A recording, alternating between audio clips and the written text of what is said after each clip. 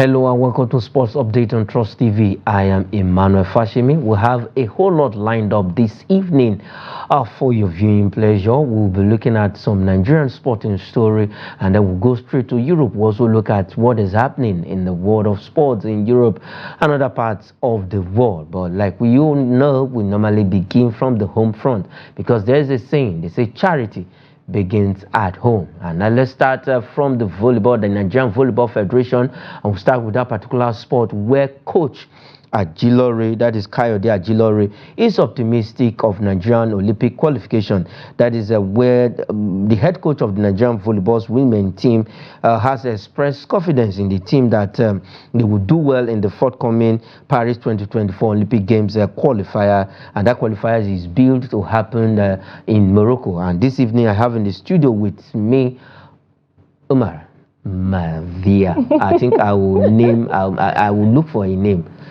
that will suit. You're always looking for a name. So that we'll share the name. After, maybe I will switch that name to after I was going to give you an accolade for, you know, not calling me Sadia on the program this evening, and then you had to go and say this. Now I'm taking my accolade back. Okay, sorry about that. I just have to switch. It's always a pleasure being with you on 360 Sports. Thank you for having me. Okay, now it's Sports Update this evening. Now, okay, our volleyball women's team preparing, doing all they can.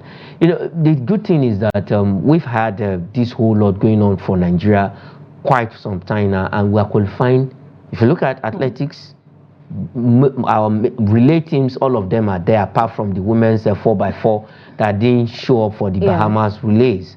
But this time around, volleyball, they are also putting their acts together to see how we can qualify for the Paris Games. These are rare opportunities that I think that Nigerians should not toy with.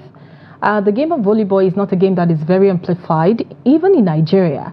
But I feel like putting our names just say Nigeria, because I believe other parts of the world. No, when it comes to sports. Yeah, the game of volleyball is not as amplified. We have beach like volleyball, football. we have volleyball, you know. It's not as amplified as football, the rugby, the tennis, and all of that.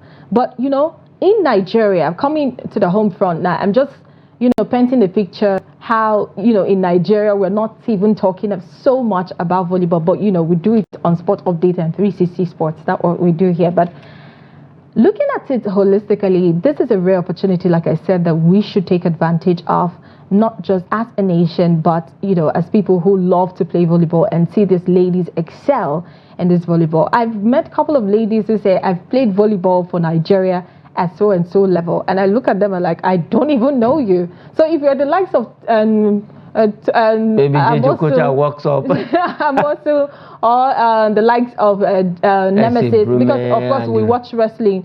We love to watch wrestling, the freestyle wrestling a lot, and then we say Chiamaka Nadozie, or the likes of you know, Aziza Toshwala, or even Desire Okparanozie. Yes, you know those are household names. But you know, we have to make deliberate efforts in making sure that some of these other sports who will put us in limelight, who will make us a proud nation, be enjoyed in Nigeria. And then we drag a lot of support for these people and, you know, spur them to greatness.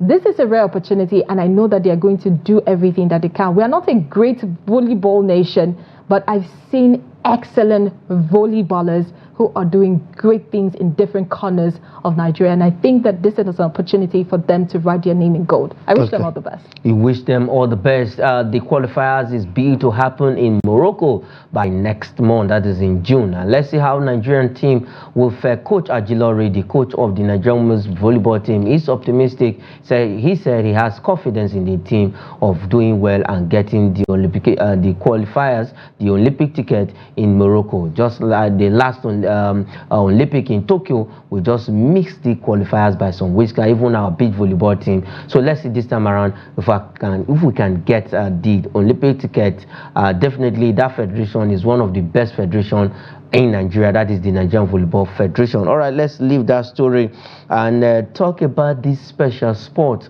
and definitely what the able-bodied athletes can do. I don't like using this word disabled, but what the able-bodied athletes can't do, these other special athletes can also do it. Now we are talking about the amputee football team, where also the captain of that team is really is ready, is optimistic that they can get the 2026 World Cup qualifier ticket. If you look at when we say amputee, as you can see on the screen, you can see the images of the amputee team, and you already know what the amputee is all about. And they are preparing for the qualifiers that will happen in Egypt.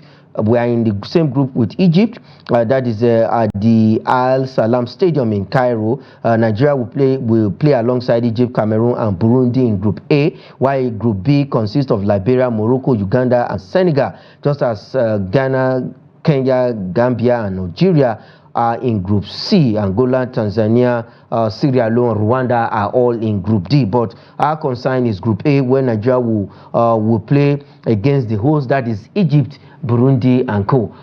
When it comes to this special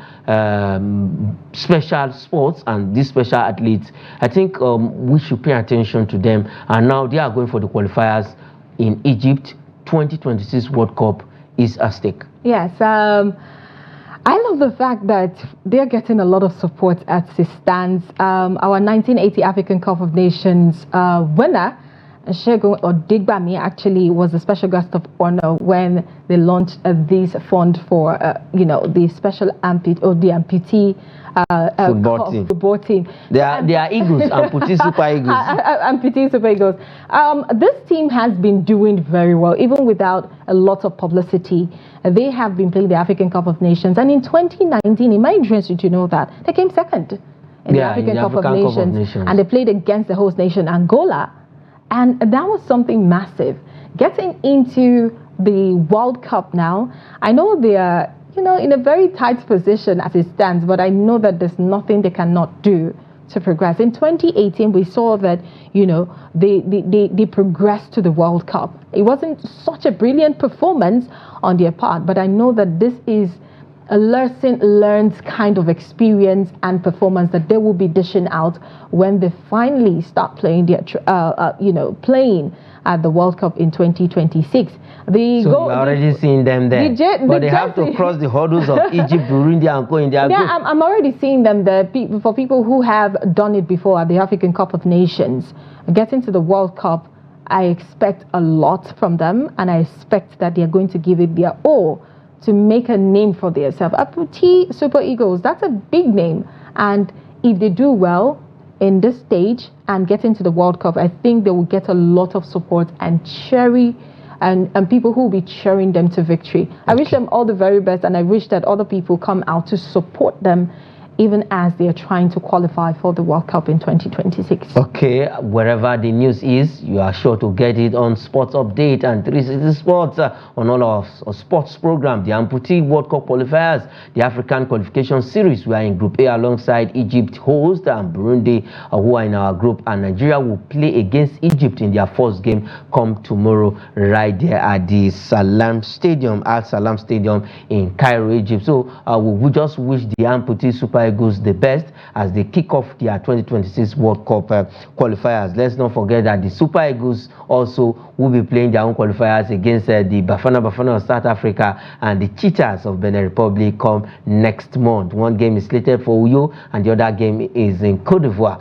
where they will be meeting Benin Republic. All right, let's leave the World Cup qualifiers from the CAF region, that is the African continent, and go straight to Europe, and we'll be starting with La Liga, where this team celebrated their 36th title win in a fantastic job against Deportivo Alaves. It was a 5-goal thriller. It was a demolition of Deportivo Alaves, and one player stood out, that is Jude Bellingham, a man who in his first season, 19 goals in La Liga alone, 19 good goals in La Liga alone. Fantastic player. In fact, he took the season by storm when he left Borussia Dortmund for Real Madrid. The Merengues, the White Angels as they had called, and they demolished Deportivo Alaves in that particular game. He got a goal and also an assist. So 19 La Liga goals for Jude Bellingham. And now they are just one game away. These are young players who went into a club thinking that, you know, this decision could make or mar my career. They took a risk. And for a club like Real Madrid, which we have seen have made a lot of stars. The Galacticos. And I'm just very happy that, you know, we see Deportivo didn't stand a chance against Real Madrid. I think they went into it like, okay, yes, we're going to play with the big boys and we feel like the big boys. But you saw what happened at the end of the match. So I'm happy that Real Madrid is doing what they're doing. I'm not looking at the club, just the club. I'm looking at the players who are writing their name in gold, who are building their CVs when it comes to, you know, soccer or football career. And I'm looking at different names that will be appearing in the Ballon d'Or or different phase that will be winning the Ballon d'Or and FIFA World Best. So we expect a lot of actions. There's no football you watch and you don't expect action. At the Wembley Stadium, when the final of the UEFA Champions League will be coming up, it was a five-goal thriller against Deportivo Alaves, and Jude Bellingham putting up a man of the match game last night. He got an assist and also got a goal in that particular game, that particular victory against Deportivo Alaves. Let's just look at the table quickly and see what that win means for that loss means for Deportivo Alaves. They are the 11th. No, let's start from the second side of the table quickly. They are on the 11th position with 42 points and minus 11 goal difference. They are safe no matter what it is. They can't go on relegation. Sevilla is on the 12th position with 41 points. We have Osasuna on the 13th position, 41 points and minus 14 goal difference. And Almeria continue to remain at the bottom of the table, in fact, with 17 points, and they are already relegated alongside Granada. So for Cadiz, Celta Vigo, Rayo, Mallorca, Las Palmas, Osasuna, all of these teams will be locked on a relegation battle. 2 games to the end of the season in La Liga. All right, let's just go to the first side of the table, and that wins. Real Madrid now have 93 points as it stands right now. They are also going to set a record for themselves. Definitely, if they win the last two games of the season, but they will not equal that record of Jose Mourinho when they ended with 100 points in a season. That is a record for Real Madrid, and that record was set by Jose Mourinho when he was there. That was the 2012-2013 season in La Liga. Barcelona is second with 76 points. We have Girona on the 3rd position with 75 points, and Atletico Madrid, both Athletic Club are 4th and 5th, and Real Betis 6th with 55 points, and Getafe completing the first half of the table with 43 points. All right, let's leave Real Madrid and look at some games that will be coming up tonight. And I know Maria is going to look at these fixtures for tonight, but let's just have the fixtures before Maria will react. We have Brighton against Chelsea, that is in the English Premier League. Manchester United will be at Old Trafford, where they say theatre of dreams is no longer the theatre of dreams, it's now a theatre of nightmares for players. They will be there against Newcastle United, Sevilla against Cadiz, Rayo Vallecano against Granada, who has been confirmed relegated, Celta Vigo against Athletic Club, we have Getafe against Atletico Madrid, we have Nice against PSG in the French Ligue 1, Reims against Olympique Marseille. So Rayo, that is La Liga, Sevilla, Celta Vigo, Getafe, those are La Liga games. Brighton, Chelsea, Manchester United, EPL, Reims against Olympique Marseille, Nice against PSG, against that is in the French Ligue 1. Now let's look at the EPL. Let's start with the EPL games. The big one tonight, Manchester United, this is a make or mark game for them against Newcastle United, high-flying Newcastle, and Newcastle United is ahead of them. Let's have the English Premier League football table, just the first side of English Premier Football League table, and see where Newcastle, Manchester United is standing, Brighton and Chelsea. These 4 teams have one thing in common: they want to play in Europe. I'm looking at Manchester United now, and I'm just seeing Newcastle as well.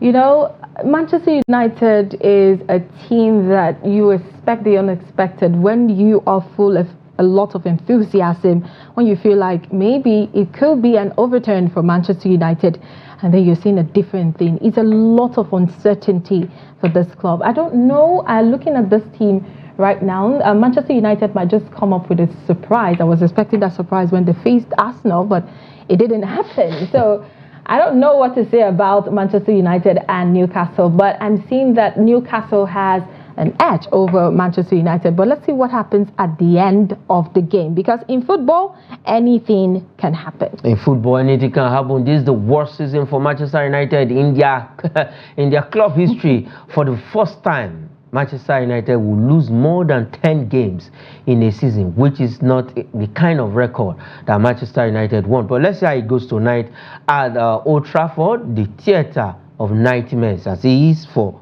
players, against Newcastle United tonight and Brighton, Chelsea. These four teams are locked in the battle of who plays in Europe, that is Conference League, probably because none of them can at least maybe usurp Liverpool and Tottenham Hotspur from that position to play in the Europa League. All right, before we go on the show this evening, quickly, let's look at this another story. We'll talk about a fantastic lady, a household name, world record holder, Nigerian, African record holder, world champion, name it. She holds all the accolades. The fastest woman in 100-meter hurdle this year right now, 12.40 seconds in the Jamaica Invitational, and now she's going to, renew her rivalry with Kendra Harrison of United States at the Atlanta City Games. Let's just say, after this weekend, the other weekend in Atlanta, United States of America. Toby Amuson is everything you wish for to have as a daughter.